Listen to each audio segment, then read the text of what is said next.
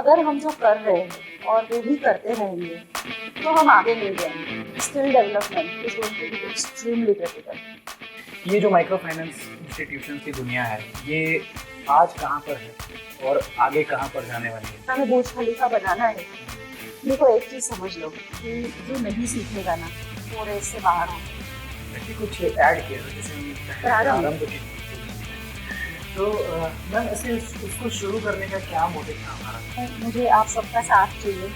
छोटे फायदों के चक्कर में अपना करियर बर्बाद नहीं करेगा। जो भी अच्छा काम करेगा वो ऑर्गेनाइजेशन के साथ जरूर आगे बढ़ेगा। नमस्कार पहल परिवार, मैं व्योमेश ट्रेनिंग टीम से आज एक बार फिर आप सभी के लिए लेकर के आया हूँ पहल पॉडकास्ट का एक और एपिसोड।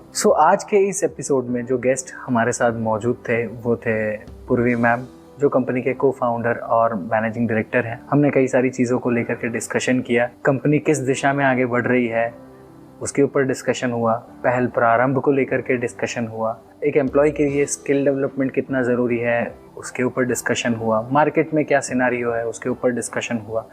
तो हर एक वो बिंदु को कवर करने की कोशिश की जो प्रश्न आपके मनों में काफ़ी दिनों से घूम रहे होंगे और आपने हम तक पहुंचाए भी थे। मैं आशा करूंगा कि आपको ये पॉडकास्ट बिल्कुल अच्छा लगे, बहुत अच्छा लगे, और आपके feedbacks, opinions, suggestions comment box पे आप लोग ज़रूर देंगे। इसकी भी मुझे पूरी उम्मीद है। तो आइए एंजॉय करते हैं आज के इस पॉडकास्ट को। कैसे हैं मैम आप? मैं बिल्कुल ठीक हूँ। तो मैम आज हम कई सारी चीज़ों को लेकर डिस्कशन करेंगे। तो उसमें से एक मेन क्वेश्चन जो हम कह सकते हैं, जो हमारे कई सारे एफसीओज और ब्रांच लेवल टीम के पास से भी आया है, और हम जब रीजनल ऑफिस बैठते हैं तो कई सारे हमारे मैनेजर्स जो हैं वो भी पूछते रहते हैं कि ये जो माइक्रो फाइनेंस इंस्टीट्यूशंस की दुनिया है ये आज कहाँ पर है और आगे कहाँ पर जाने वाली है। इसमें क्या ऐसे चेंजेस आने वाले हैं जो एक नॉर्मल एफसीओ की लाइफ को इम्पैक्ट करेगा। तो सबसे बेसिक और सबसे मेन जो आज का फोकस है वो इसी पर है। प्लीज़ अगर आप इसके ऊपर कुछ लाइट डाल सकें। Thank you Vyomesh. एक्चुअली बहुत दिनों से मैं सोच रही थी कि सिर्फ एफसीओ या ब्रांच मैनेजर या रीजनल ऑफिस में बैठने वाले लोग नहीं, बहुत सारे लोगों को मैं बाहर भी मिलती हूँ तो बहुत सारे लोग ये सवाल करते हैं। अभी इतने सारे ब्रांचेस और इतने सारे स्टेट हो गए हैं और वैसे ही लोग इतने बिजी रहते हैं, तो मेरे को लगता है कि जाके उनका टाइम खराब क्यों करे, क्योंकि वो लोग वैसे ही फील्ड में लगे होते हैं। मैं जाती हूँ तो उनका काम और बढ़ जाता है। तो मैं सब लोगों से इतना आराम से बैठ के बात नहीं कर पा रही हूँ। अभी मैंने शुरू किया है कि उनका जब इधर जूम कॉल हो या कोई भी मीटिंग हो रहा हो तो उसमें भी मैं थोड़ा पार्टिसिपेट करना शुरू किया है। But I think this is a very good forum and thank you for creating this opportunity, जहाँ पे बहुत सारे लोगों के मन में जो सवाल है वो मैं एक साथ में आंसर कर सकती हूँ। जनरली पहले मैं बताती हूँ थोड़ा कि माइक्रो फाइनेंस कहाँ था, कहाँ पर है, शॉर्ट टर्म में कहाँ जा सकता है और आगे जाके हम उससे क्या एक्सपेक्ट कर सकते हैं। अगर 2012-13 में जाए, जबकि आंध्र प्रदेश क्राइसिस के बाद जब micro finance as a sector लोगों ने बात करना शुरू किया था, उसके पहले तो मोर और लेस इट वाज ऐसा था कि एनजीओ जैसा था, कोई ज़्यादा कोई रिस्ट्रिक्शंस नहीं थे, सब अपनी मर्जी से काम कर रहे थे और सेक्टर इतना छोटा था कि किसी को वो जिंदा है, मर गया, क्या कर रहा है, किसी को कोई फर्क नहीं पड़ रहा था। बट 2010-11 का जो क्राइसिस आया उसके बाद जब आरबीआई ने इंटरवेंशन करना शुरू किया, उसके बाद ये सेक्टर में एक स्ट्रक्चर आया। तब तक बहुत अनस्ट्रक्चर्ड, कहीं पे कुछ भी हो रहा था, ऐसा वाला सीन चल रहा था। तो 2012-13 में जितना मुझे याद है पोर्टफोलियो माइक्रो फाइनेंस का कुछ 15-17 हज़ार करोड़ था, और आज की बात देखें कि 2024 मार्च में वो पोर्टफोलियो लगभग 4.25 लाख करोड़ के ऊपर पहुंच गया है। तो जस्ट इमेजिन 10-12 सालों में पोर्टफोलियो कितना टाइम्स बढ़ गया है। एटलीस्ट 20-25 टाइम जितना ग्रोथ हो चुका है ये पोर्टफोलियो में। माइक्रो फाइनेंस पहले एक्नॉलेजमेंट में भी प्रॉब्लम आती थी, हमको बोलने में भी डर लगता था कि हम इतना रेट ऑफ इंटरेस्ट लेते हैं, हम इस तरह से काम करते हैं। बट पर्टिकुलरली कोविड के टाइम पे हमें जो रिकॉग्निशन मिला from all the agencies and everywhere कि अगर रूरल में लास्ट माइल तक पहुंचना है, ज़्यादा से ज़्यादा लोगों को क्रेडिट का फ़ायदा पहुंचाना है, फाइनेंशियल इंक्लूजन करना है, तो माइक्रो फाइनेंस एक सबसे बेहतर तरीका है ये करने का। तो उसके बाद हमें थोड़ा ज़्यादा रिकॉग्निशन भी मिला। फिर हमारे एसआरओज ने काफ़ी अच्छा काम किया, कि जिससे हमारे कुछ रूल्स बने सेक्टर के। पहले ऐसे खुला खेतर जैसा था कि कोई भी आया कुछ भी किया, 2-4 लोग भी कुछ गलत काम करेंगे तो ज़्यादा इम्पैक्ट आता था। फिर 2-3 ऐसे क्राइसिस सिचुएशन आए जो कि डीमोनेटाइजेशन के टाइम पे हम लोगों ने जो देखा, या Covid was a very large scale crisis situation. But ये सारे सिचुएशन के बाद माइक्रो फाइनेंस और बेहतर और स्ट्रॉन्गर होके ही उभरा है विद एवरी क्राइसिस, क्योंकि हमको भी समझ में आया कि क्या गलत हो रहा था। टेक्नोलॉजी है, प्रोसेस है, ट्रेनिंग है, स्किल डेवलपमेंट है, काफ़ी कुछ काम हुआ पिछले 10-12 सालों में। तो आज जो माइक्रो फाइनेंस पहुंचा है वो पिछले 10-12 सालों का बहुत कड़ी मेहनत के बाद पहुंचा है। तो ये हो गया पास्ट और आज का वर्तमान। अभी आगे क्या होगा, और क्या हम यही करने से 4,000 से 8,000 करोड़ या 8,000 से 10,000 लाख करोड़ तक पहुंच पाएंगे? उसका जवाब मेरा होगा कि ना। अगर हम जो कर रहे हैं और वो ही करते रहेंगे तो हम आगे नहीं जाएंगे। ये बहुत बार मैं ये बताती हूँ, एग्जाम्पल भी देती हूँ कि जैसे हम बच्चे थे, स्कूल में थे, जो हमने 5th स्टैंडर्ड में या 6th स्टैंडर्ड में जो पढ़ाई करी, अगर वही पढ़ाई या वही एफर्ट हम 12th में लगाएंगे या इंजीनियरिंग के एग्जाम में लगाएंगे तो क्या हम पास होंगे? कोई पास नहीं हो पाएगा। जैसे जैसे सेक्टर बढ़ता जाता है, मार्केट बदलता जाता है, कस्टमर उतना एडवांस होता जाता है। पहले कस्टमर को कुछ पता नहीं था, अभी सोशल मीडिया इतना पावरफुल है, अभी हम लोगों की रीच इतनी हो गई है। ऐसा माइक्रो फाइनेंस सेक्टर हम 7 से 8 करोड़ यूनिक हाउस होल्ड में पहुंच चुके हैं। अगर इंडिया का पॉपुलेशन मोटा मोटी गिनने की 150 करोड़ है और 5 लोगों की एक फैमिली है तो 30 करोड़ घर हुए। उसमें से 7 से 8 करोड़ घर में माइक्रो फाइनेंस आज पहुंच चुका है, जो कि एक बहुत बड़ी उपलब्धि है। कितने सारे कंट्रीज का तो पूरा पॉपुलेशन इतना नहीं है जितना हमारा माइक्रो फाइनेंस का यूनिक कस्टमर्स है और जितना यूनिक हमारा रीच है। अभी आगे क्या? तो अभी अगर 7-8 करोड़ पहुंचे हैं, वहां से अगर हमें 10, 12, 15 करोड़ तक पहुंचना है तो हम पिछले 10 सालों में किए वहां से नहीं पहुंचेंगे। So the basic requirement is first of all at every level, चाहे वो FCO हो, चाहे वो ब्रांच मैनेजर हो, चाहे उसके ऊपर का कोई भी लेवल हो, रीजनल ऑफिस हो, हेड ऑफिस हो, हर एक बंदे को सबसे पहले सोचना पड़ेगा कि बदलाव होगा, और वो बदलाव के लिए हम कितना रेडी है, मेंटली एंड स्किल वाइज, मानसिक तरीके से। अभी भी हम सोचते हैं कि माइक्रो फाइनेंस में कोई हम 7 बजे उठ के कलेक्शन के लिए भागेंगे, देर तक घूमते रहेंगे, डिसबर्समेंट करेंगे। ये सब आगे जाके बहुत तेजी से बदलेगा, क्योंकि टेक्नोलॉजी अभी बहुत इंपॉर्टेंट हो गई है। सो टेक्नोलॉजी का बहुत इंटरवेंशन होगा, कस्टमर का अवेयरनेस लेवल, कस्टमर का एक्सपेक्टेशन बहुत बढ़ जाएगा। पहले कस्टमर को पैसा दे दिया तो कस्टमर बड़ा खुश हो जाता था, अभी कस्टमर का एक्सपेक्टेशन और बढ़ेगा, क्योंकि पैसे देने वाले तो बहुत सारे लोग हैं। तो आप कैसे डिफरेंट हो? कस्टमर सर्विस जो आज तक कभी कोई बात नहीं कर रहा था, मेरे ख्याल से कस्टमर सर्विस आगे जाके सबसे इम्पोर्टेंट हो जाएगा। Rate of interest will become very important. Collection कितना टाइम पे आ रहा है, आप टेक्नोलॉजी का कितना यूज कर रहे हो, all that will play a very important role. From the field point of view अगर हमें सोचना है तो आज के दिन में हमारे कितने लोग हैं जो आगे जाने के लिए रेडी है, हमारे पास क्या स्किल है, क्या हम आगे जाने के लिए रेडी है। जब पूरा सेक्टर आगे बढ़ेगा तो क्या हम वो सेक्टर तो आगे बढ़ेगा, ये 4 लाख करोड़ है, वो 8 लाख करोड़ तो होने वाला है, पर क्या वो जो स्टोरी बन रही है वो स्टोरी में हम रहेंगे कि नहीं? स्टोरी तो बनने वाली है, सेक्टर तो बढ़ने वाला है, पर क्या हम रहेंगे कि नहीं? और अगर हमको वो स्टोरी का पार्ट बनना है तो क्या हम कुछ कर रहे हैं अपने लिए, या हम वही घिसा पिटा पुराना तरीके से अभी भी वही पुरानी चीजों को लेके हम पकड़े हुए हैं और वही लेके बैठे हैं, ना कुछ सीखने की कोशिश कर रहे हैं, ना कुछ नया एक्सेप्ट करने की कोशिश कर रहे हैं। So in a short run to medium term to long term, skill development is going to be extremely critical. अगर हमें सरवाइव करना है, इंडस्ट्री रहेगा और आगे बढ़ेगा, अगर हमें उसमें रहना है तो हमें कुछ तो करना पड़ेगा अपने लिए। सो मैम, जैसा आपने बोला स्किल डेवलपमेंट, तो मेरा क्वेश्चन इसी से रिलेटेड है, स्किल डेवलपमेंट। सो मेनली देखा जाता है कि लोग सीखने की जो कहते हैं ना, अंदर से एक भावना कि भाई हमें और सीखना है और आगे बढ़ना है, बिना सीखे आगे बढ़ा जा नहीं सकता। आप खुद भी कई सारी चीज़ें सीखते रहते हैं रेगुलर इंटरवल में, काफ़ी सारी चीज़ें एक साथ आप लेकर के चल रहे हैं।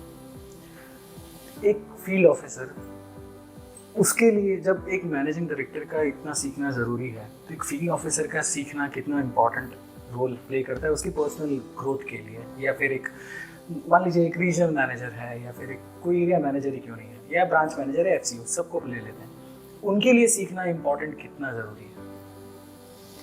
देखो, एक चीज समझ लो कि जो नहीं सीखेगा ना वो रेस से बाहर हो जाएगा। हमारा कंट्री में if I give you some data statistics के हिसाब से आज के दिन में हमारा जो एवरेज एज ऑफ पॉपुलेशन है वो 27 ईयर्स है, और 27 year is the most productive as.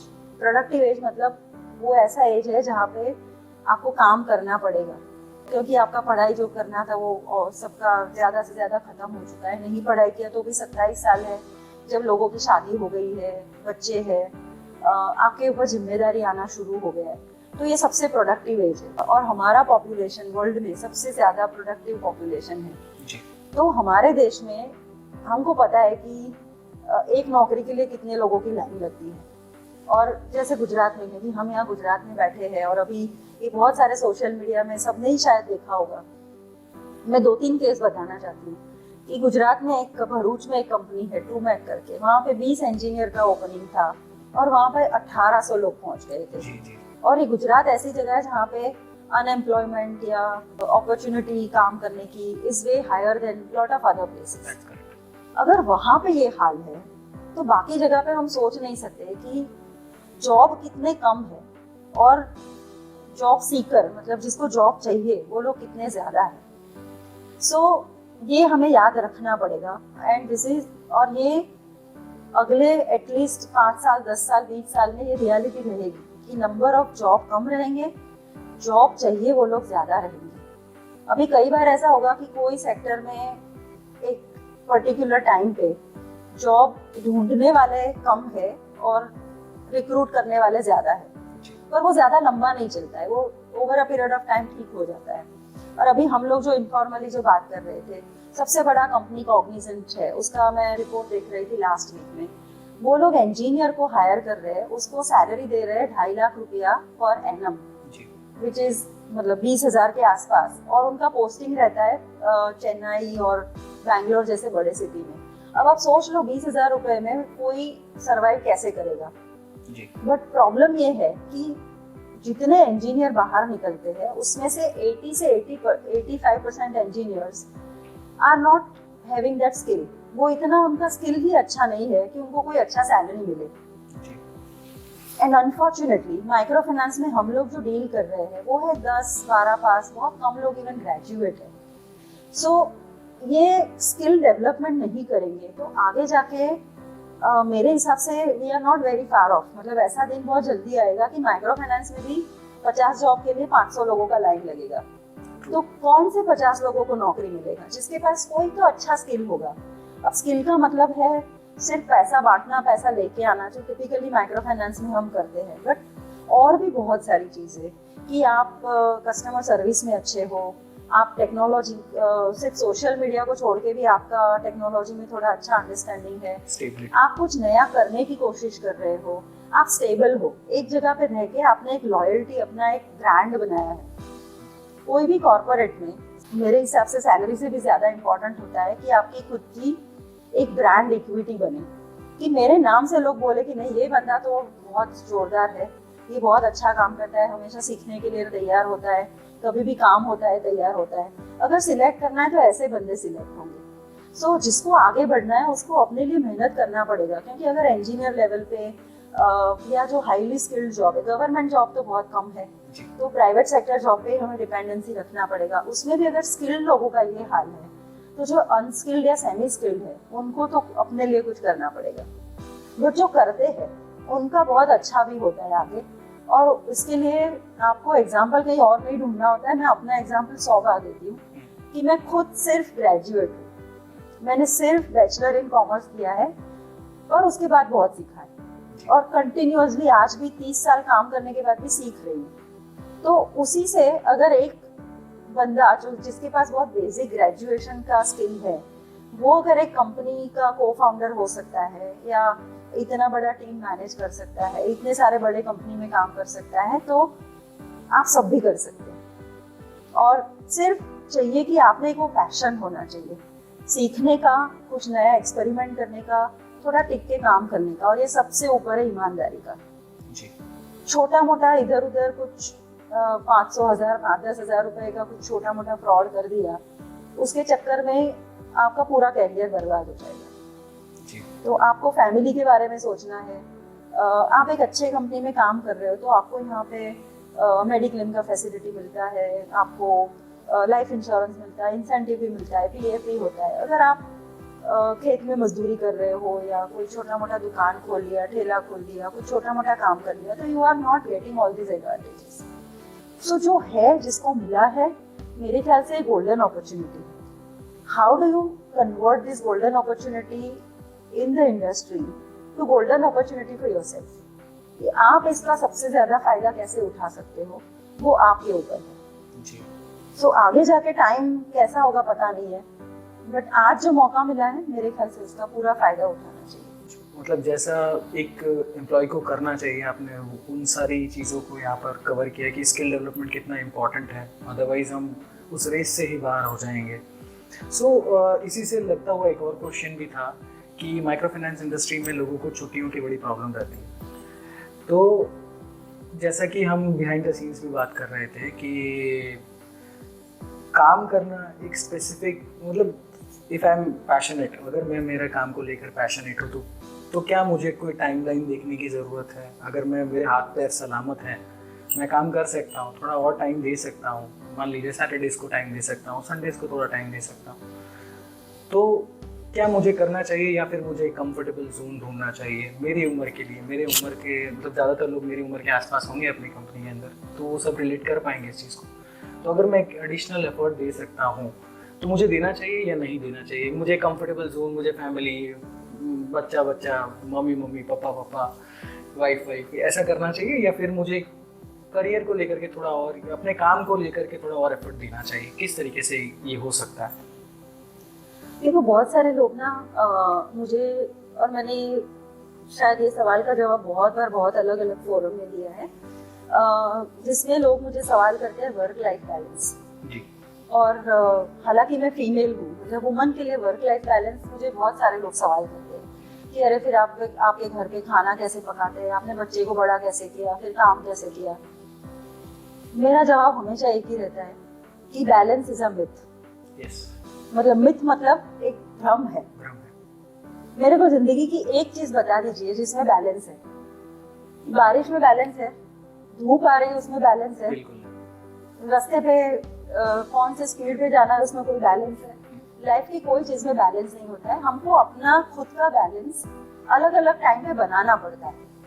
जैसे अब हम हाईवे पे जाते हैं तो कई बार लिखा होता है कि यहाँ पे मैक्सिमम स्पीड है 80, मतलब आप 80 की स्पीड पे जाओ, कोई आपको नहीं पकड़ेगा। मतलब रोड भी अच्छा है और रेगुलेशन भी आपको अलाउ करता है कि आप 80 की स्पीड पे जाओ जी। आगे जाके आएगा 40 जी। तो आपको धीरा होना है, आपको 40 पे चलाना है। अब मेरी गाड़ी तो है, वो तो 80 पे भी भाग सकती थी, मेरे को धीरा उसको कम करके 40 पे भी चलाना पड़ेगा।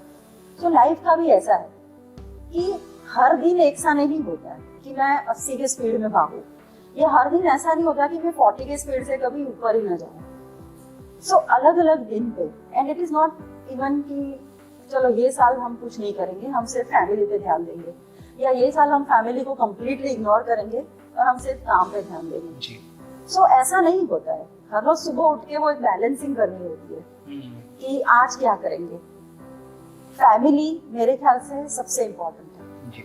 क्योंकि जब आपकी फैमिली कंफर्टेबल है, जब आपकी फैमिली में बच्चा ठीक है, वो बीमार नहीं है, आपके पेरेंट्स बीमार नहीं है, आपको पेरेंट्स को कहीं पे लेके जाना है, आपका घर की छत में लीकेज नहीं हो रहा है, आपकी भैंस ठीक है, आपका ट्रैक्टर ठीक से चल रहा है, ये सारी चीजें जब ठीक होगी ना, तभी हम काम में अपना फोकस कर पाएंगे।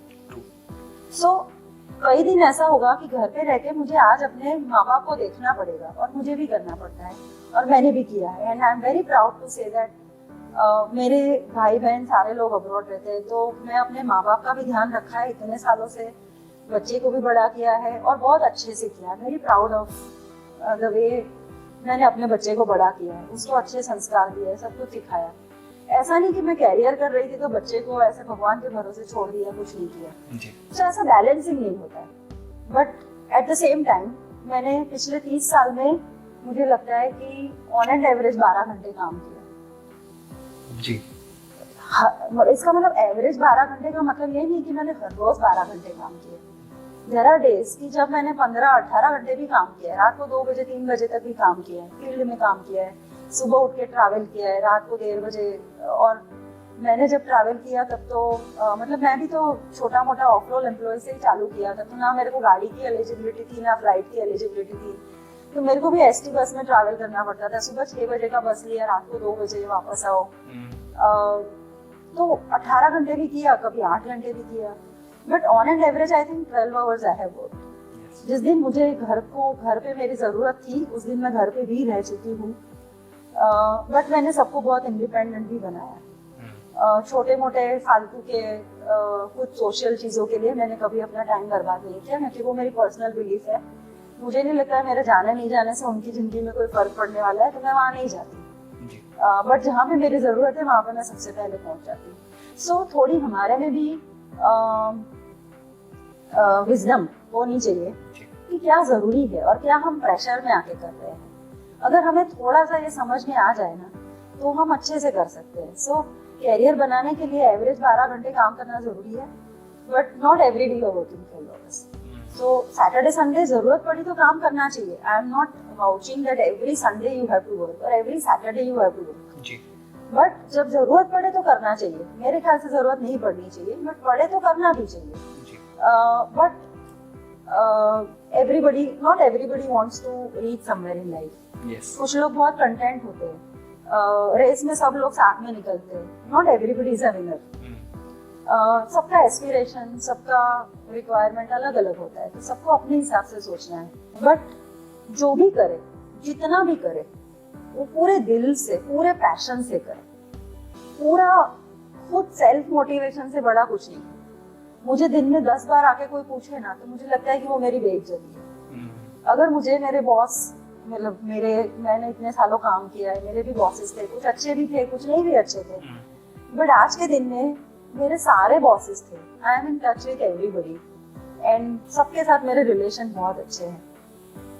तो मुझे हमेशा ऐसे लगता था कि अगर मेरे बॉस ने मेरे को कोई चीज 2 बार पूछ ली तो मुझे बहुत बेइज्जती लगती थी। मुझे लगता था कि क्या मेरे में इतनी अकल नहीं है या उनको मेरे पे भरोसा नहीं है।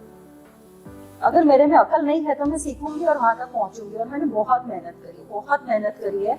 आप सोच नहीं सकते मैंने कितना काम करके कितना अपना रगड़ा है, क्योंकि मेरे पास कोई क्वालिफिकेशन नहीं था। तो मैंने सब कुछ बहुत रगड़ के सीखा, पढ़ के सीखा, देख के सीखा। कोई मीटिंग में, कोई कॉन्फ्रेंस में किसी से बात करके कोई भी चीज अच्छी लगी, मतलब मेरे पास पिछले 10, 15, 20 साल की डायरिया है जिसमें मैंने हर चीज लिखी कि अच्छा इनसे मुझे ये अच्छा लगा, ये जो करते हैं वो मैं कैसे कर सकती हूँ, ये बहुत अच्छा है। तो बहुत सीखा और सीख के फिर एक लेवल पे पहुंचने के लिए पहले तो मेहनत करनी पड़ती है। वो मेहनत चाहे 10 घंटे हो या 20 घंटे हो। उसके बाद ये जैसे हम फ्लाइट में जाते हैं तो जब तक फ्लाइट 35,000 फीट पे पहुंच नहीं जाती तब तक तो वो टर्ब्यूलेंस रहता है, तब तक तो रहता है, वो ऐसे शेकिंग वाला फीलिंग रहता है। बट 35,000 फीट पे पहुंचने के लिए वो 15 मिनट का जो संघर्ष है वो करना पड़ेगा। फिर आप आगे जाके बोल सकते हो कि हाँ अभी मैं इधर हूँ, अभी मैं डिसाइड कर सकता हूँ कि मेरे को कितना काम करना है, कितना नहीं करना है, मेरे को 8 घंटे करना है या 10 घंटे। बट एक ये लेवल पे पहुंचना कि मेरे पास वो लग्जरी हो, मेरे पास वो फ्रीडम हो कि मैं डिसाइड करूँ, वो अर्न करना पड़ता है, वो मांगने से नहीं मिलता है। You have to work so hard कि आप एक लेवल पे पहुंच जाओ कि आपके पास वो चाबी आपके हाथ में है। पर वो चाबी अपने हाथ में लेने के लिए वो 5 साल, 10 साल, 15 साल बहुत घिसना पड़ता है। And I can't tell you how much effort it requires. बहुत रोना आता है। मैं बहुत बार बोल चुकी हूँ, मुझे कहने में शर्म नहीं आती कि ऐसे डिफिकल्ट सिचुएशन की ऐसे रोना है, ऐसे लगे कि कल से मेरे को ऑफिस नहीं जाना, क्योंकि मुझे लगता है कि ये मेरे से नहीं हो पाएगा। ये मतलब एक लिमिट आ जाता है कि इससे ज्यादा स्ट्रेस नहीं हो सकता, इससे ज्यादा काम नहीं हो सकता है, ऐसा लिमिट आ जाता है कि बस अब छोड़ दो, अब नहीं होगा। बट दूसरे दिन सुबह फिर लगता है कि क्यों गिव अप करें? आज का दिन एक और देख लेते, अगर आज शाम को फिर ये फीलिंग आई ना तो छोड़ दूंगी। But thankfully all this years, every time till even yesterday, next day morning when I wake up, मुझे खुद पे भरोसा आता है कि नहीं, मेहनत करेंगे तो कुछ ना कुछ तो करेंगे, कुछ तो अच्छा ही करेंगे। सो चाबी अपने हाथ में, पर वो चाबी कमाने के लिए वो चाबी कोई आपके हाथ में आके पहले दिन नहीं रखता है। You have to earn it, and it might take 5 years, it might take 15 years. That's true, very true.